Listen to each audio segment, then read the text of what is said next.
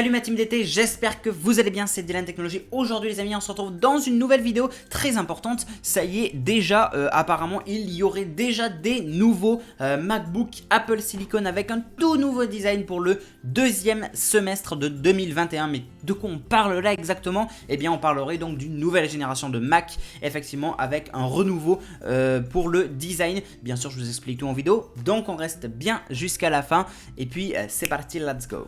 Et oui les amis, en effet, il y aurait déjà des nouveaux Mac qui pourraient potentiellement arriver le deuxième semestre de 2021. Je vais tout vous expliquer, mais avant, n'hésitez pas à liker, commenter, partager et abonnez-vous s'il vous plaît, c'est super important. Et merci encore une fois à toutes les personnes qui m'ont fait des dons. Et s'il y en a qui veulent continuer à me faire des dons pour me soutenir et m'aider pour le financement du projet pour ma chaîne YouTube, eh ben, n'hésitez pas, il y a le lien PayPal dans la description.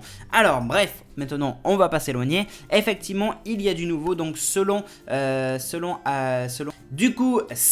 Ming-Ching Kion, donc c'est un analyste, Apple va lancer des nouveaux MacBook Apple Silicon au second semestre de 2021 qui auront du coup un tout nouveau design, et donc Apple va ainsi continuer donc sa transition des processeurs Intel vers les propres puces Apple M1. Donc deux nouveaux Mac Apple Silicon avec un design différent. L'analyste qui a de bonnes informations n'a pas précisé les modèles exactement, mais il y aura un nouveau design. Il est possible que ce soit donc soit un MacBook Pro de 14 et 16 pouces, et il a déjà évoqué leur existence en juillet. Il parlait du coup d'une disponibilité au deuxième ou troisième trimestre de 2021, et au vu des déclarations aujourd'hui, ce serait plutôt pour le troisième trimestre de 2021. Donc Apple a déjà commercié, comme vous le savez, les tout nouveaux MacBook et Mac Apple Silicon, donc avec la puce M1. On retrouve donc soit le MacBook Air M1, soit le MacBook Pro 13 pouces M1, ou alors le Mac Mini M1.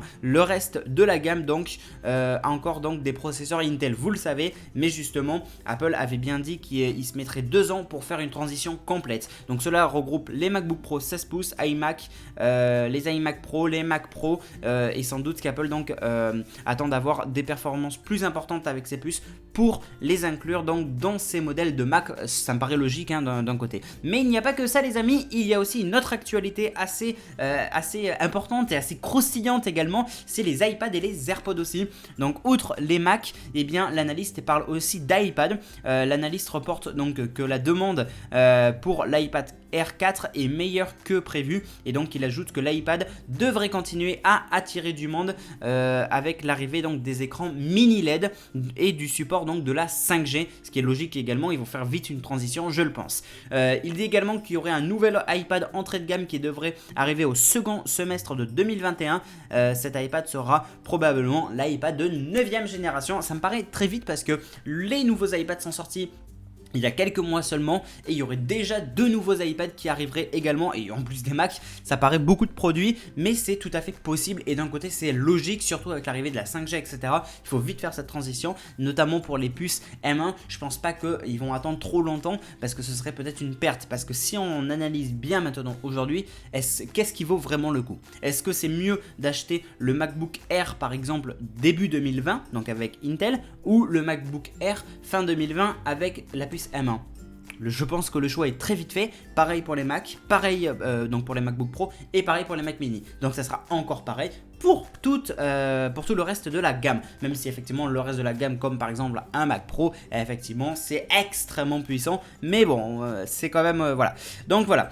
Il évoque aussi donc les AirPods. La 3e génération des écouteurs devrait débuter à la fin du premier semestre de 2021. Voilà. Et le design devrait être similaire aux AirPods Pro. Voilà. Ça aussi c'est une petite nouveauté croustillante. Voilà toutes les nouveautés à l'heure actuelle croustillantes sur Apple. Il n'y en a pas d'autres pour l'instant, mais je pense que plus on va arriver dans le temps, plus on aura des informations, notamment par exemple les futures rumeurs qu'il y aura forcément sur l'iPhone 13. Il y en a déjà eu, j'en avais fait une vidéo, donc voilà. Et c'est vrai que beaucoup d'entre vous étaient un peu choqués, quoi, déjà oui, le truc c'est qu'aujourd'hui ça va très vite, c'est plus comme au début où on n'avait pas forcément énormément d'informations. Là maintenant on a beaucoup trop, d'ailleurs on a toutes les informations avant la sortie d'un produit. C'est peut-être un petit peu relou, mais bon, ça fait partie du jeu malheureusement.